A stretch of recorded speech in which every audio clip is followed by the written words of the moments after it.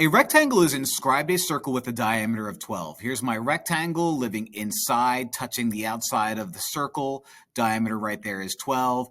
It gives us a width of x, tells us the other width is the square root of 144 minus x squared. They get that from the Pythagorean theorem just for fun. The function a of x is that guy, x times the square root of 144 minus x squared. So again, that comes from, that times that area formula, and that models the area of the rectangle. Great. What is the restricted domain of the function? This is asking us what values am I allowed to plug in? Well, first things first, we're looking at this rectangle right here, and this rectangle is going to tell us what we're allowed to plug in.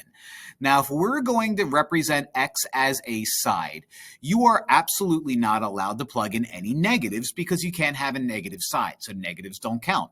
I also can't have a side that is 0. But I could have a side that's 0.1. It would be a very skinny rectangle, but I could have a side that is 0.1. So basically, as long as it's greater than 0, I'm allowed to plug it in. Now, what's the largest value I'm going to plug in? Well, as we see this square root right here, that tells us right there that if I have 144 minus something, that at some point there's a possibility that I end up with a negative square root, and you can't have negative square roots. So what number would make this square root equal to 0? 12. Because 12 squared is 144, and 144 minus 144 is 0. So does that mean 12, put a little bracket there, is going to be the absolute largest number that I can plug in? No. I'm not allowed to plug in 12. I'm allowed to plug in 11.99999, but if I plug in 12, then all of a sudden I'm saying I have a right triangle with a hypotenuse of 12 and a leg of 12, and geometry says that's against the law. So my restricted domain is everything from 0 to 12, not including 0, not including 12. Yippee. Part 2 is asking us what's the restricted range of the function. In other words, what is the largest and smallest possible values that I can get when I plug in 0 or something close to 0 and 12 or something close to 12. So I'm going to run to my calculator. I'm going to plug numbers in that are awfully close to 0 and plug numbers in that are awfully close to 12 and see what I end up getting. All right, so let's go to our calculator and type out this function. We've got x times the square root of 144 minus x squared. Now, what we know is our domain is everything from 1 to 12. So from 0 to 12, not including. So let's actually change our window and make it like -1 to 13 so we can see what we need to see. Okay? Boom, graph.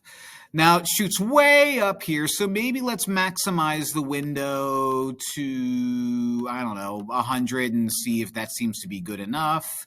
Hit graph again, and that does seem to be good enough. Oh, how nice.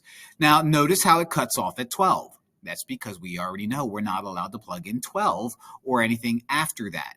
Now, why doesn't it cut off there? Well, because our calculator doesn't realize we're doing a real life problem. So, it doesn't realize we're doing like negative x stuff. Okay?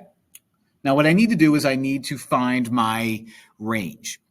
Without plugging or typing anything in, I know that my range is going to be from 0, but not including 0, to 199. So my smallest value, I already know what's going to happen. It's going to go through 0. My smallest value is 0.000001. So my smallest range, if I have like the skinniest triangle, is going to be 0, just not including 0. So I'll make sure I write that down. Now, in order to find what my maximum range is, I have to go find my maximum. So I'm going to do second calc. I'm going to set a range for the maximum, and it looks like it's going to happen between, basically, I'm at 6, so I might as well hit enter for that.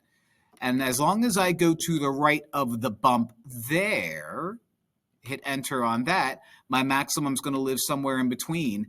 And my maximum happens when x equals 8.4, blah, blah, blah, blah, blah. But that maximum value is 72.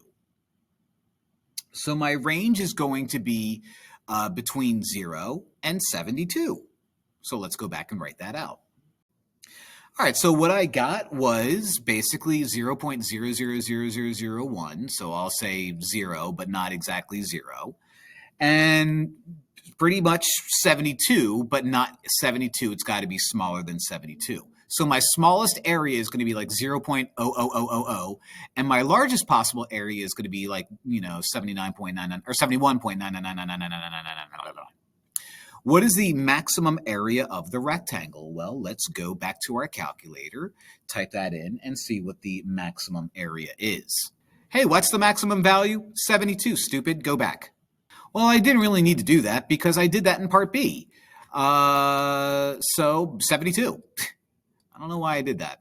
Dummy me. But, anyway, thanks for watching.